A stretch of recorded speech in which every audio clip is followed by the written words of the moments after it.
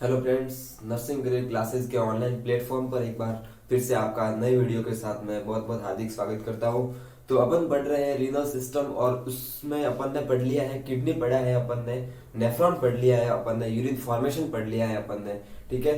और ureter and urinary bladder, that means micturition process, अभी micturition reflex अपन ने पढ़ लिया है। अब अपन पढ़ने जा रहे हैं लास्ट टॉपिक है अपना रीनल सिस्टम से रिलेटेड एक्सक्रीटरी सिस्टम का। जो लास्ट टॉपिक है वो है रास मैकेनिज्म, ठीक है। रास मैकेनिज्म का मतलब क्या होता है? Renin angiotensin aldosterone system.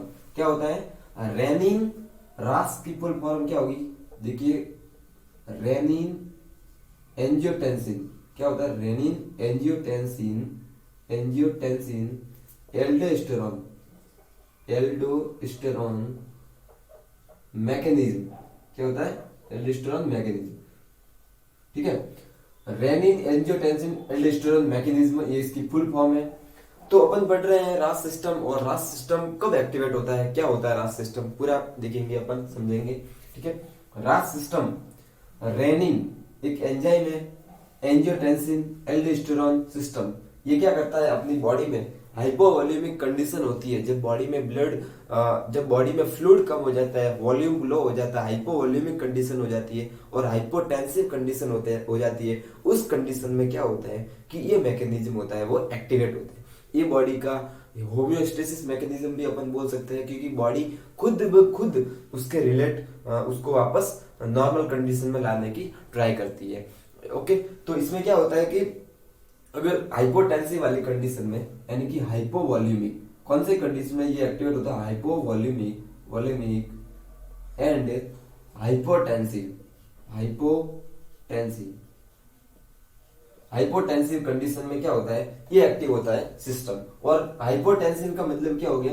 Blood pressure क्या हो जाता है? डिक्रीज हो जाता है, यानी कि बीपी क्या हो जाती है? लो हो जाती है। जब बीपी लो हो जाती है अपनी बॉडी में, किसकी वजह से? हाइपोवॉल्यूमिक के वजह से। बॉडी में वॉल्यूम कम हो गया, फ्लूइड कम हो गया, उसकी वजह से बीपी कम हो गई। कैसे बीपी कम हो गई? देखिए, समझते हैं कि सबसे पहले क्या हो गया, नॉर्मल ब्लड होता है और नॉर्मल अमाउंट ऑफ मतलब होता है वॉल्यूम, ठीक है। उससे जब कम हो जाएगा ब्लड में, है ना, वॉल्यूम कम हो जाएगा, तो क्या होगा? ब्लड की विस्कोसिटी बढ़ जाएगी। देखिए, नॉर्मल अमाउंट से अगर ब्लड में फ्लूइड कम है, तो क्या होगा? ब्लड विस्कोसिटी बढ़ जाएगी, यानी कि ब्लड अगर वो गाढ़ापन हो जाएगा ब्लड में, ठीक है। ब्लड जब विस्कोसिटी बढ़ जाएगी तो वो धीरे धीरे क्या करेगा? गति करेगा, धीरे धीरे जाएगा ब्लड वेसल से होता होगा। तो उस वाली कंडीशन में क्या होगा? बीपी क्या हो जाएगी? कम हो जाएगी।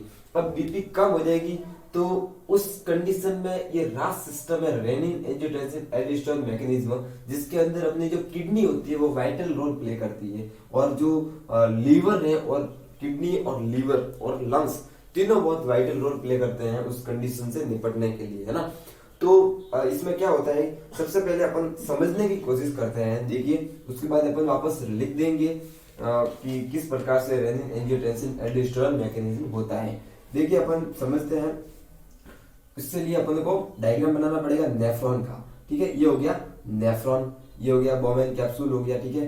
अपने पिछले लेक्चर में अपन ने पढ़ा भी है कि नेफ्रॉन की स्ट्रक्चर कैसी होती है। तो ये होगी नेफ्रॉन की स्ट्रक्चर, देखिए, ये होगी नेफ्रॉन की स्ट्रक्चर। ये हो गया रीनल ट्यूब्यूल वाला पोर्शन, ये आगे वाला पोर्शन था वो कहता रीनल कॉर्पस, ठीक है। ये हो गया। अब यहाँ पर क्या होता है कि अफेरेंट आर्टेरियल आती है, ठीक है। ये आगे अफेरेंट आर्टेरियल आ गई, अफेरेंट आर्टेरियल, और ये क्या बना गया? उसने ग्लोमेरुलस बना दिया। क्या बना दिया? ग्लोमेरुलस। और ये क्या गई? Efferent arterial. अब क्या होता है, समझना, ध्यान से समझना, ठीक है, कि किस प्रकार से बीपी लो होती है और किस प्रकार से रेनिन है वो एक्टिवेट होता है। ये रास सिस्टम है अपनी बॉडी में एक्टिवेट होता है। देखिए, समझते हैं। ये है अफेरेंट आर्टेरियल और ये है इफेरेंट आर्टेरियल। ये जो अफेरेंट आर्टेरियल है वो क्या करता है? ब्लड लेके आने का काम करता है। किसमें? ग्लोमेरुलस। यहाँ पर ब्लड इसमें आता है, ग्लोमेरुलस में। अब क्या होगा? जब ब्लड प्रेशर कम हो जाएगा, बीपी कम हो जाएगा, हाइपोवॉल्यूमिक कंडीशन कम हो जाएगी, तो यहाँ पर क्या होगा? जो ट्यूब्यूलर जो फिल्ट्रेट है वो भी कम होगा, यानी कि फिल्ट्रेशन कम होगा। जब ब्लड अगर वो गाढ़ा हो जाएगा, विस्कोसिटी बढ़ जाएगी, तो यहाँ पर से फिल्ट्रेशन भी कम हो जाएगा।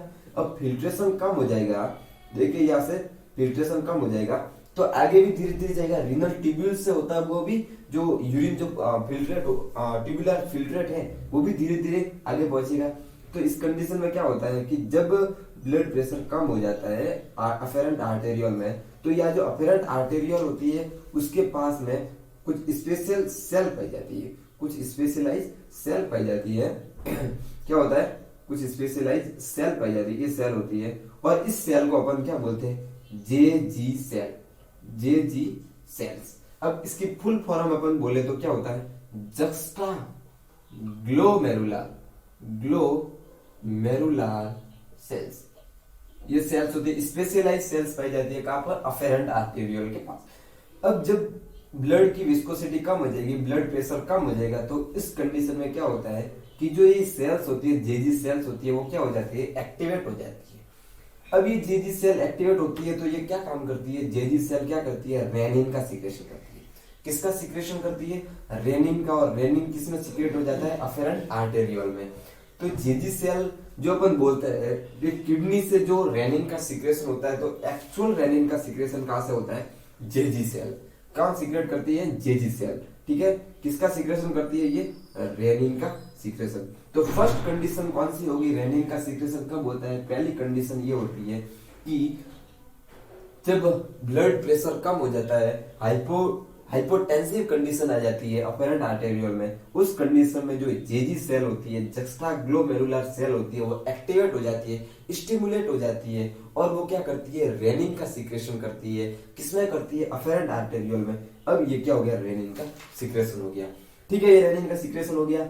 अब क्या होता है, फर्स्ट कंडीशन में रेनिन का सीक्रेशन ऐसे होता है। सेकंड कंडीशन अपन देखते हैं, जब ब्लड प्रेशर कम होगा, विस्कोसिटी बढ़ जाएगी, तो विस्कोसिटी बढ़ने की वजह से क्या होगा, ट्यूबुलर फिल्ट्रेट है वो भी कम हो जाएगा, फिल्ट्रेशन भी धीरे धीरे होगा। जब विस्कोसिटी बढ़ जाती है, गाढ़ापन हो जाता है, तो जो छनने की प्रक्रिया होती है वो भी धीरे धीरे होगी। तो धीरे धीरे होगी, दैट मीन्स क्या होगा, पीसीटी पे क्या होता है, सोडियम का भी एब्जॉर्प्शन होता है, रीएब्जॉर्प्शन होता है पीसीटी पे।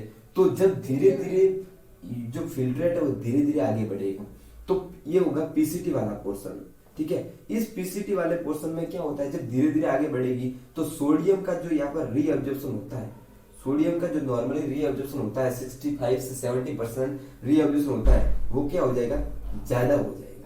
65 से 70 जब धीरे धीरे जाएगा तो सेल्स क्या होगी, ज्यादा से ज्यादा रीअब्जॉर्ब करने की ट्राई करेगी सोडियम को, यही पर सबसे ज्यादा रीअब्जॉर्ब करने की ट्राई करेगी सोडियम को। और सोडियम क्या होता है, बहुत ही इंपॉर्टेंट कंटेंट है बॉडी का, किसके लिए, बीपी को मेंटेन करने के लिए सोडियम क्लोराइड है, वो बहुत इंपॉर्टेंट है, इलेक्ट्रोलाइट्स है। तो ये सोडियम का यहाँ पर क्या होगा, बहुत ज्यादा रीअब्जॉर्प्शन हो जाएगा इसी पे, तो फिर रीअब्जॉर्प्शन बहुत ज्यादा हो जाएगा, तो क्या होगा, तो जो डीसीटी वाला पोर्शन है, डीसीटी वाला जो पोर्शन है, उस पोर्शन पे क्या होता है कि जाएगा, तो उस वाली कंडीशन में यहाँ पर कोई स्पेशल सेल्स होती है, उसको अपन सेल्स का नाम देते हैं मैक्यूला डेंसा। क्या नाम देते हैं सेल्स का, मैक्यूला डेंसा, मैक्यूला डेंसा। और ये किस टाइप की सेल्स होती है, ऑस्मो रिसेप्टर होता है। ये किस प्रकार से होता है, ऑस्मो रिसेप्टर, और ये होती है उस सेल्स को अपन बोलते हैं मैकेनो रिसेप्टर भी बोलते हैं, या फिर बैरो रिसेप्टर।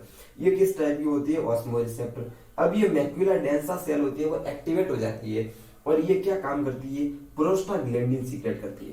क्या करती है मैक्यूला डेंसा, प्रोस्टाग्लैंडिन सीक्रेट करती है। किस कंडीशन में, सोडियम कम हो जाएगा, सोडियम कम हो जाएगा जब डीसीटी में, ठीक है, सोडियम का कंटेंट 15% से भी कम होता है, तो उस वाले कंडीशन में क्या होता है, मैक्यूला डेंसा क्या करती है, एक्टिवेट हो जाती है, और प्रोस्टाग्लैंडिन का सीक्रेशन करती है, प्रोस्टाग्लैंडिन। अब ये प्रोस्टाग्लैंडिन क्या करता है, स्टिमुलेट करता है, किसको स्टिमुलेट करता है, जेजी सेल को, जक्स्टा ग्लोमेरुलर सेल को एक्टिवेट करता है, और फिर जक्स्टा ग्लोमेरुलर सेल क्या करती है, रेनिन का सीक्रेशन करती है। तो दो कंडीशन होगी रेनिन का सीक्रेशन होने में। फर्स्ट कंडीशन क्या होगी, जो अपेरेंट आर्टेरियल जो आ रही है, जो अपेरेंट आर्टेरियल में ब्लड आ रहा है, उसमें ब्लड प्रेशर कम हो जाएगा, हाइपोटेंसिव कंडीशन हो जाएगी। उस वाली कंडीशन में क्या होता है कि जो अपेरेंट आर्टेरियल के पास में जो स्पेशलाइज सेल्स होती है, वो क्या हो जाती है, एक्टिवेट हो जाती है, और वो सेल्स एक्टिवेट होकर के क्या करती है, ब्लड में रेनिन का सीक्रेशन करवाती है। तो फर्स्ट कंडीशन में रेनिन का सीक्रेशन इस प्रकार से होता है। सेकेंड कंडीशन में क्या होता है कि जब मैक्यूला डेंसा क्या हो जाती है, एक्टिवेट हो जाती है, तो मैक्यूला डेंसा क्या करती है, प्रोस्टाग्लैंडिन का सीक्रेशन करती है, और प्रोस्टाग्लैंडिन क्या करती है, जक्स्टा ग्लोमेरुलर सेल को एक्टिवेट करती है, और जक्स्टा ग्लोमेरुलर सेल क्या करता है, ये juxtaglomerular cell JG cell जो होती है वो क्या करती है, रेनिन का सीक्रेशन करती है। तो दो कंडीशन में रेनिन का सीक्रेशन हो गया। अब रेनिन का सिक्रेशन कर दिया किडनी ने, ठीक है, तो रेनिन का सिक्रेशन कर दिया, अब किसका सिक्रेशन होगा? अब होता है एंजियोटेंसिन का सिक्रेशन, और वो एंजियोटेंसिन का सिक्रेशन कहाँ से होता है? लीवर से होता है। कहाँ से होता है एंजियोटेंसिन का सिक्रेशन? लीवर से होता है। और ये एंजियोटेंसिन क्या होता है? इनएक्टिव फॉर्म में होता है। एंजियोटेंसिन का सिक्रेशन पहले से होता है, हो जाता है, ठीक है, एंजियोटेंसिन का, ठीक है।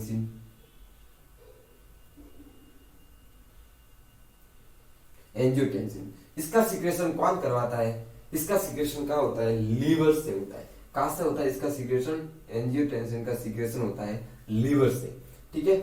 अब ये इनएक्टिव फॉर्म में होता है, ये एक्टिव कब होगा? जब रेनिन आएगा।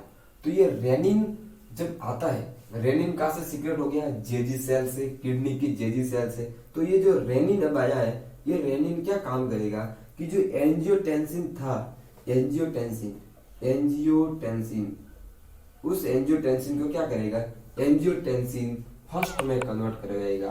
क्या करेगा? एंजियोटेंसिन फर्स्ट में कन्वर्ट करेगा। ये किस कंडीशन में हो रहा है? बॉडी में हाइपोवोल्यूमिक कंडीशन है, सिस्टोलिक बीपी कम हो गई है, हाइपोटेंसिव कंडीशन है। उस कंडीशन में क्या होता है कि किडनी क्या काम करती है? अपना किडनी क्या काम करती है? रेनिन का सिक्रेशन करवाती है। और ये रेनिन क्या काम करता है? जो लीवर सिक्रेट करता है एंजियोटेंसिन को, उस एंजियोटेंसिन को रेनिन क्या काम करता है? एंजियोटेंसिन फर्स्ट में कन्वर्ट करने का। अब एंजियोटेंसिन फर्स्ट होता है, वो क्या होता है? उसको एंजियोटेंसिन सेकंड में कन्वर्ट होना है। अब एंजियोटेंसिन फर्स्ट क्या करेगा? एंजियोटेंसिन सेकंड में कन्वर्ट होता है। एंजियोटेंसिन फर्स्ट होता है, वो एंजियोटेंसिन सेकंड में कन्वर्ट होता है। और किसकी सहायता से होता है? तो एंजियोटेंसिनोजन कन्वर्टिंग एंजाइम। किससे द्वारा होता है? Angiotensinogen converting enzyme. तो जिस प्रकार से अपन बीपी में ब्लड प्रेशर वाली जो हाइपोटेंसिव ड्रग्स अपन पढ़ते हैं, एसीई इनहिबिटर पढ़ते हैं। क्या पढ़ते हैं? एसीई इनहिबिटर पढ़ते हैं हाइपरटेंसिव ड्रग में। तो ये एसीई इनहिबिटर यहाँ पर आकर काम करती है, इसको इनहिबिट करती है, ठीक है। तो इस प्रकार से ये एसीई इनहिबिटर मतलब एंजियोटेंसिनोजन कन्वर्टिंग एंजाइम, ये क्या काम करता है? एजी1 मतलब एंजियोटेंसिन 1 को एंजियोटेंसिन सेकंड में कन्वर्ट कराने का काम करता है। और ये एसीई जो होता है एंजियोटेंसिनोजन कन्वर्टिंग एंजाइम, और ये कहाँ से सीक्रेट होता है? तो ये सीक्रेट होता है पल्मोनरी यानी कि लंग्स से सीक्रेट होता है। पल्मोनरी एंडोथीलियल कैपिलरीज होती है, जो पल्मोनरी एंडोथीलियल, जैसे ये होगी उसकी एल्वियोलाई, तो यहाँ पर क्या होता है? ब्लड सप्लाई हो रही है, यहाँ पर ब्लड सप्लाई हो रही है, ठीक है। यहाँ से आ रही है आर्टेरियल ब्लड और यहाँ से वीनस रिटर्न जा रहा है। तो यहाँ पर क्या होता है? कुछ स्पेशलाइज्ड सेल्स होती है, एंडोथीलियल सेल्स होती है। उस सेल्स का क्या नाम होता है? Pulmonary endothelial cells. और ये पल्मोनरी एंडोथीलियल सेल्स क्या करती है? जब बॉडी में एंजियोटेंसिन फर्स्ट घूम रहा होता है, तो इस वाली कंडीशन में ये क्या हो जाती है? एक्टिवेट हो जाती है। पल्मोनरी एंडोथीलियल सेल्स क्या हो जाती है? एक्टिवेट हो जाती है। और ये पल्मोनरी एंडोथीलियल सेल्स क्या करती है? एसीई एंजियोटेंसिनोजन कन्वर्टिंग एंजाइम का रिलीज करती है ब्लड में। और ये एंजियोटेंसिनोजन कन्वर्टिंग एंजाइम क्या करता है? एंजियोटेंसिन फर्स्ट को एंजियोटेंसिन सेकंड में कन्वर्ट करता है। समझ में आ रहा है कॉन्सेप्ट? बहुत ही इजी कॉन्सेप्ट है। एंजियोटेंसिन को एंजियोटेंसिन फर्स्ट में कन्वर्ट किया किसने किया? रेनिन ने। रेनिन कहां से सीक्रेट हुआ? जेजी सेल से। जेजी सेल कहां पे थी? अफेरेंट आर्टेरियल पे। अफेरेंट आर्टेरियल कहां पे था? ग्लोमेरुलस पे। और ग्लोमेरुलस नेफ्रॉन में, और नेफ्रॉन किडनी में। सीधे तौर पर अपन ब्रॉडली अपन बात करते हैं, रेनिन कहां से सीक्रेट होता है? किडनी से। एक्यूरेट अपने को आंसर बताना है कि रेनिन कहां से सीक्रेट होता है? तो JG cell glomerular juxtaglomerular cell से क्या होता है? रेनिन सीक्रेट होता है। और ये रेनिन क्या काम करता है? एंजियोटेंसिन को एंजियोटेंसिन फर्स्ट में कन्वर्ट करता है। एंजियोटेंसिन फर्स्ट होता है, एंजियोटेंसिनोजन कन्वर्टिंग एंजाइम की सहायता से एंजियोटेंसिन सेकंड में कन्वर्ट होता है। अब ये एंजियोटेंसिन सेकंड क्या काम करता है समझते हैं अपन। एंजियोटेंसिन सेकंड का क्या काम है? अब ये एंजियोटेंसिन सेकंड क्या काम करेगा? जब बीपी कम हो गई थी, हाइपोवोलेमिक कंडीशन हो गई थी, उस कंडीशन में ये क्या काम करेगा? वेसो कॉन्स्ट्रिक्शन करवाता है। क्या काम करता है? वेसो कॉन्स्ट्रिक्शन का मतलब क्या हो गया? वेसल्स को कॉन्ट्रैक्ट करवाने का काम करता है। ब्लड वेसल्स को कॉन्ट्रैक्ट करवाने का काम करता है। जब ब्लड वेसल्स को कॉन्ट्रैक्ट करवाएगा तो क्या होगा? ब्लड प्रेशर क्या हो जाएगा? बीपी होती है वो क्या हो जाएगी? बढ़ जाएगी। तो इस कंडीशन को अपन क्या बोलते हैं? इस मैकेनिज्म को अपन क्या बोलते हैं? Renin angiotensin aldosterone mechanism. अब इसमें एल्डोस्टेरोन का रोल तो अभी तक आया ही नहीं है। अब अपन पढ़ेंगे एल्डोस्टेरोन का रोल क्या है। ब्लड प्रेशर को मेंटेन करने में। रेनिन का रोल आ गया, एंजियोटेंसिन का रोल आ गया। तो ये हो गया रास सिस्टम पूरा, किस प्रकार से ब्लड प्रेशर जो कम हुआ था, बीपी हाइपोवोलेमिक हाइपोटेंसिव कंडीशन होती है, उस हाइपोटेंसिव कंडीशन को किस प्रकार से उसने रास मैकेनिज्म ने किस प्रकार से ओवरकम किया, किस प्रकार से होम्योस्टेसिस मैकेनिज्म के थ्रू उसको ओवरकम किया और ब्लड प्रेशर को क्या कर दिया, वापस बढ़ा दिया। ठीक है, तो ये होती है रास सिस्टम। एल्डोस्टेरोन का देखते हैं किस प्रकार से एल्डोस्टेरोन होता है, वो ब्लड प्रेशर को रेगुलेट करने का काम करता है। देखिए एल्डोस्टेरोन, सबसे पहले एल्डोस्टेरोन सीक्रेट कहाँ से होता है और किस प्रकार से सीक्रेशन होता है एल्डोस्टेरोन का। सबसे पहले क्या होता है, बॉडी में रेनिन सीक्रेट हुआ है ये जो रेनिन सीक्रेट हुआ है बॉडी में, ये रेनिन ब्लड में सीक्रेट हुआ है। अब ये रेनिन क्या काम करेगा, हाइपोथैलेमस को स्टिमुलेट करेगा। किसको स्टिमुलेट करेगा, हाइपोथैलेमस। हाइपोथैलेमस को क्या किया इसने, स्टिमुलेट किया। क्या किया, स्टिमुलेट। हाइपोथैलेमस को स्टिमुलेट किया इसने। अब ये हाइपोथैलेमस क्या काम करता है कि अपनी बॉडी में ये हाइपोथैलेमस क्या रिलीज करता है, ये हाइपोथैलेमस रिलीज करता है corticotropic releasing hormone, CRH, corticotropic releasing hormone. Spelling है corticotropic releasing hormone, corticotropic releasing hormone. ये कॉर्टिकोट्रोपिक रिलीजिंग हार्मोन स्टिमुलेट करता है, किसको स्टिमुलेट करता है, पिट्यूटरी ग्लैंड को। पिट्यूटरी ग्लैंड को, पिट्यूटरी ग्लैंड और पिट्यूटरी ग्लैंड यानी कि एंटेरियर पिट्यूटरी ग्लैंड। कौन सी, एंटेरियर पिट्यूटरी ग्लैंड को। और ये एंटेरियर पिट्यूटरी ग्लैंड क्या करती है, ACTH का रिलीज करवाती है। किसका रिलीज करवाती है, एडिनोकॉर्टिकोट्रोपिक हार्मोन। एड्रीनोकॉर्टिकोट्रोपिक हार्मोन का क्या करवाती है, रिलीज करवाती है। अब ये एड्रीनोकॉर्टिकोट्रोपिक हार्मोन क्या करता है, ब्लड से घूमता हुआ जाता है एड्रिनल ग्लैंड में। ये अपनी हो गई किडनी, और ये किडनी के टॉप मोस्ट पोर्शन पे क्या होती है, एड्रिनल ग्लैंड होती है। इस वजह से इस ग्लैंड को अपन बोलते हैं सुप्रारीनल ग्लैंड। होगी, ये होगी किडनी, और ये किडनी के ऊपर कौन सी ग्लैंड होती है, सुप्रारीनल ग्लैंड, जिसको अपन बोलते हैं एड्रिनल ग्लैंड, हिंदी में बोलते हैं अधिवृक्क ग्रंथि।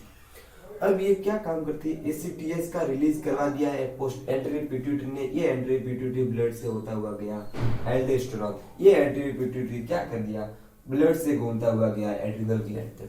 और एड्रिनल ग्लैंड क्या किया, एड्रिनल ग्लैंड को इसने क्या किया, स्टिमुलेट किया कि भाई साहब अब ब्लड है वो ब्लड प्रेशर है वो कम हो गया है, आप ऐसे करो कि एल्डोस्टेरोन का सीक्रेशन करवा दो। एल्डोस्टेरोन किसका सीक्रेशन करवाना है, एल्डोस्टेरोन। एड्रिनल ग्लैंड ने किसका सीक्रेशन करवा दिया, एल्डोस्टेरोन का। अब ये एल्डोस्टेरोन किस प्रकार से काम करता है अपन देखते हैं कंटिन्यू। ठीक है, अपन कंटिन्यू देखते हैं कि अब एल्डोस्टेरोन होता है वो किस प्रकार से काम करता है। ठीक है, प्रकार से काम करता है। अब अपन देखते हैं एल्डोस्टेरोन काम किस प्रकार से करता है, किस प्रकार से ब्लड प्रेशर जो बीपी कम हुई है उस ब्लड प्रेशर को वापस किस प्रकार से रेगुलेट करता है, किस प्रकार से बढ़ाने का काम करता है। मतलब हाइपोवोलेमिक जो कंडीशन आई है उस हाइपोवोलेमिक को किस प्रकार से मैनेज करता है एल्डोस्टेरोन। तो सबसे पहले क्या होता है कि जो एल्डोस्टेरोन जो आया है, जो एल्डोस्टेरोन कहाँ से सीक्रेट हुआ है, एड्रिनल ग्लैंड से। अब ये एल्डोस्टेरोन क्या करता है कि जो अपनी जो सेल्स होती है, देखिए अपन सेल्स बनाने का काम करते हैं, डीसीटी बनाएंगे। ठीक है, जो नेफ्रॉन होता है उसका डीसीटी और कलेक्टिव ट्यूब्यूल्स वाला अपन पोर्शन बनाएंगे, सिर्फ वही पोर्शन बनाएंगे, पूरा नेफ्रॉन बनाने की जरूरत है नहीं। तो अपन बनाते हैं और उसमें भी दोनों मेम्ब्रेन बनाएंगे। देखिए अपन बनाते हैं, दोनों मेम्ब्रेन बनाएंगे, है ना, दोनों मेम्ब्रेन। देखिए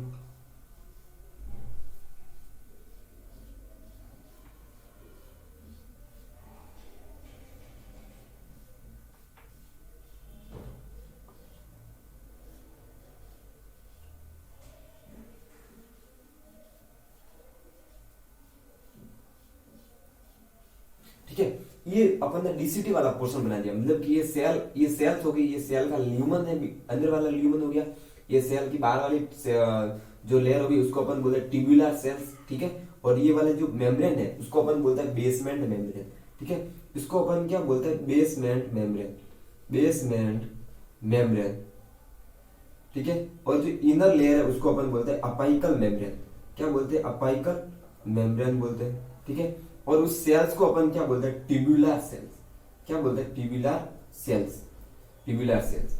अब क्या होता है, और इस पोर्शन को अपन क्या बोलते हैं, इंट्रासेल्यूलर स्पेस, इंट्रासेल्यूलर स्पेस या फिर ट्यूबुलर ल्यूमन, क्या बोलते हैं, ट्यूबुलर ल्यूमन, ट्यूबुलर ल्यूमन बोलते हैं, ठीक है। इसमें क्या होता है, यूरिन होता है, इसमें क्या होता है, ट्यूबुलर फ्लूइड होता है, ठीक है। इसमें होता है ट्यूबुलर फ्लूइड भरा हुआ होता है, ये आगे रन करता है। अब क्या होता है कि जो बेसमेंट मेम्ब्रेन होती है वहां पर क्या होते हैं, बेसमेंट मेम्ब्रेन होती है वहां पर क्या होता है, सोडियम पोटेशियम पंप होते हैं, सोडियम पोटेशियम पंप होते हैं ना, ये हो गए सोडियम पोटेशियम पंप हो गए। अब क्या करता है कि जो ये एल्डोस्टेरॉन होता है वो क्या करता है कि जो सोडियम पोटेशियम पंप है, क्या होता है, सोडियम पोटेशियम पंप, ये कहां पर प्रेजेंट होते हैं, तो बेसमेंट मेम्ब्रेन पर प्रेजेंट होते हैं, डीसीटी पे बेसमेंट मेम्ब्रेन पर सोडियम पोटेशियम पंप प्रेजेंट होते हैं। और ये एल्डोस्टेरॉन का काम क्या है, सोडियम पोटेशियम पंप को क्या करता है, एक्टिवेट करने का काम करता है। अब ये सोडियम पोटेशियम पंप क्या हो जाएंगे, एक्टिवेट हो जाएंगे, और क्या होगा कि जो सोडियम, जो ट्यूबुलर सेल्स है उसके अंदर जो सोडियम है वो सोडियम क्या कर देगा, बाहर जाएगा सोडियम, और जो बाहर एक्स्ट्रा सेल्यूलर फ्लूइड, इसको अपन बोलते हैं ECF, extra cellular fluid, extra cellular fluid, तो यह जो एक्टिवेट हो जाएगा, जब सोडियम पोटेशियम पंप एक्टिवेट हो जाएगा एल्डोस्टेरॉन की प्रेजेंस में, तो ये क्या करता है, ट्यूबुलर सेल से सोडियम को तो एक्स्ट्रा सेल्यूलर फ्लूइड में फेंकता है एंड पोटेशियम को ट्यूबुलर ट्यूबुलर सेल्स या फिर इसमें इसके अंदर लाने का काम करता है इसके द्वारा। अब जैसे जैसे जो सोडियम है वो एक्स्ट्रा सेल्यूलर फ्लूइड में जाता गया और जो पोटेशियम है वो इंट्रासेल्यूलर स्पेस में आता गया, तो जो इस सेल से, जो ट्यूबुलर सेल्स है उस ट्यूबुलर सेल्स के ECF यानी कि इंट्रासेल्यूलर, उस सेल्स में तो ये जो सेल्स है, बस सपोज दैट ये सेल्स बना रहे हैं, ये इसके अंदर ये क्या है, सोडियम है और ये क्या है, पोटेशियम। अब तो अपन क्या कर रहे हैं कि ये चैनल हो एक्टिवेट हो गए और सोडियम हो गया, और रेगुलर मात्रा में सोडियम होता है वो बाहर जा रहा है, सोडियम बाहर जा रहा है, तो यहाँ पर सोडियम की कमी हो जाएगी। और यहाँ पर क्या हो रहा है, पोटेशियम होता है वो अंदर आ रहा है, अंदर आ रहा है, ठीक है। पोटेशियम अंदर आ रहा है और सोडियम बाहर जाता है, तो अंदर की तरफ सोडियम की तो कमी हो जाएगी और पोटेशियम की क्या हो जाएगी, वृद्धि हो जाएगी, पोटेशियम ज्यादा हो जाएगी। तो सेल के अंदर ट्यूबुलर सेल्स में क्या होगा कि सोडियम कम हो जाएगा और पोटेशियम ज्यादा हो जाएगा। अब सोडियम कम हो जाएगा तो जो ये ट्यूबुलर ल्यूमन है यहाँ से क्या करेगा, सोडियम इस सेल्स में आएगा। अब इस सेल्स में सोडियम आएगा और पोटेशियम क्या करेगा, यहाँ पर इस सेल से इस ल्यूमन में आएगा। कंसंट्रेशन ग्रेडियंट, कंसंट्रेशन ग्रेडियंट का मतलब होगा कि जब ज्यादा सांद्रता यानी कि हाई कंसंट्रेशन से लो कंसंट्रेशन की तरफ क्या करता है, मूव करता है, तो उसको अपन बोलते हैं कंसंट्रेशन ग्रेडियंट। अब सोडियम की यहाँ पर कमी है, सोडियम यहाँ पर ज्यादा है तो सोडियम यहाँ से मूव करेगा, पोटेशियम यहाँ पर ज्यादा है यहाँ पर कम है तो पोटेशियम क्या करेगा, इसमें सिगरेट कर दिया जाएगा और पोटेशियम आगे। तो अपन को पता है कि जब सोडियम जाता है तो सोडियम के साथ साथ क्या होता है, वाटर भी बाहर जाता है। तो सोडियम बाहर जा रहा है मतलब वाटर भी बाहर जा रहा है। अब वाटर का अमाउंट बाहर जा रहा है, वाटर भी रीअब्जॉर्ब हो रहा है, तो ब्लड में क्या होगा, वाटर का अमाउंट बढ़ जाएगा, यानी कि ब्लड की क्या हो जाएगी, कंसंट्रेशन बढ़ जाएगी, ब्लड क्या हो जाएगा, अमाउंट ऑफ ब्लड बढ़ जाएगा, ठीक है। उस वजह से क्या होगा, ब्लड प्रेशर होगा वो बढ़ जाएगा। तो अपना मेन मोटो क्या था कि ब्लड प्रेशर जो कम हुआ है, जो हाइपोटेंसिव कंडीशन कम हुई, उसको ओवरकम करना है, उसको वापस सही करना है। तो क्या होगा, जो सोडियम पोटेशियम पंप होगा वो एक्टिवेट हो जाएगा एल्डोस्टेरॉन की उपस्थिति में। सोडियम क्या हो जाएगा, ट्यूबुलर सेल से बाहर की तरफ जाएगा और ट्यूबुलर सेल्स में क्या होगा, पोटेशियम बढ़ जाएगा।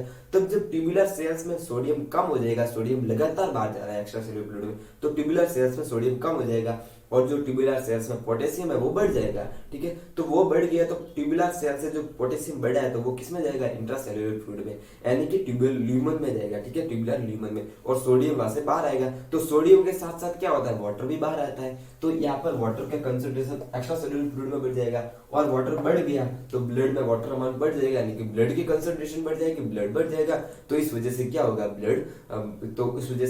ब्लड प्रेशर बढ़ जाएगा। तो इस प्रकार से ये मैकेनिज्म है, रास मैकेनिज्म अपन को इतना पढ़ना है। रास मैकेनिज्म ये भी लिखते हो तो बहुत अच्छी बात है, अपने को एग्जाम में बीएससी नर्सिंग फर्स्ट ईयर के एग्जाम में आता है तो ये भी लिखने बहुत अच्छी बात है। बट ये कॉम्पिटिटिव नजरिए से अपन देखे तो एल्डोस्टेरॉन का जो रोल समझा है बहुत इंपॉर्टेंट है ना। तो अगर रास सिस्टम अपने एग्जाम में आता है 4 नंबर का क्वेश्चन, तो अपने को क्या लिखना है कि रेनिन का सिक्रेशन किस किस कंडीशन में होता है। 2 कंडीशन अपने को लिखनी है, समझाना है 2 कंडीशन को। उसके बाद रेनिन क्या काम करता है, एंजियोटेंसिन फर्स्ट जो लीवर से सीक्रेट हुआ है उसको एंजियोटेंसिन को क्या करता है, एंजियोटेंसिन फर्स्ट में कन्वर्ट करने का काम करता है। अब एंजियोटेंसिन फर्स्ट है वो एंजियोटेंसिन सेकंड में कन्वर्ट हो जाएगी। किसके प्रेजेंट में कन्वर्ट हो जाएगी, तो एंजियोटेंसिनोजन कन्वर्टिंग एंजाइम, जो कहां से सीक्रेट होता है, पल्मोनरी से सीक्रेट होता है। तो ये एंजियोटेंसिनोजन सेकंड है वो क्या काम करेगा, वेन्युलार क्या करेगा, वेसोकंस्ट्रिक्शन कराएगा, वेन्स में वेसोकंस्ट्रिक्शन कराएगा, और इस वजह से क्या होगा, जो कार्डियक आउटपुट बढ़ जाएगा, स्ट्रोक वॉल्यूम बढ़ जाएगा, और उस वजह से क्या होगा, ब्लड प्रेशर बढ़ जाएगा। तो अपना मेन मोटो था कि हाइपोवोलेमिक और हाइपोटेंसिव कंडीशन को क्या करना, ओवरकम करना। ओवरकम हो गई, ब्लड प्रेशर बढ़ गया, नॉर्मल कंडीशन हो गई। इस मैकेनिज्म अपन क्या बोलते हैं, रास मैकेनिज्म। तो इस प्रकार से अपना जो रीनल सिस्टम वाला पोर्शन है आज पूरा होता है, रीनल सिस्टम। तो अपन ने रीनल सिस्टम बहुत ही अच्छा सिस्टम है, ठीक है। तो पूरे जो अपनी जो 5 वीडियो है, पिछले 5 वीडियो उस रीनल सिस्टम से रिलेटेड, उसकी लिंक होगी आपको डिस्क्रिप्शन में मिल जाएगी, वो पढ़ ले पहले, उसके बाद में रास सिस्टम पढ़ना है, ताकि आपको अच्छे से समझ में आ जाएगा। रेनिन आप अच्छे से पढ़ के जाना, ये रेनिन एंजियोटेंसिन एल्डोस्टेरोन मैकेनिज्म है, और उसके अलावा रीनल सिस्टम है, जिसके मेन इंपॉर्टेंट अपन क्वेश्चंस की बात करें तो किडनी होता है, वो हमेशा पूछा जाता है 4 नंबर में, और नेफ्रॉन पूछा जा सकता है, और यूरिन फॉर्मेशन पूछा जाता है, मिक्सोसिस्टम रिफ्लेक्स कभी कभी पूछ लेते हैं, और रास सिस्टम पूछ लेते हैं। मतलब जो इंपॉर्टेंट जो पोर्शन है रीनल सिस्टम से रिलेटेड अपन ने पूरा कवर कर लिया है।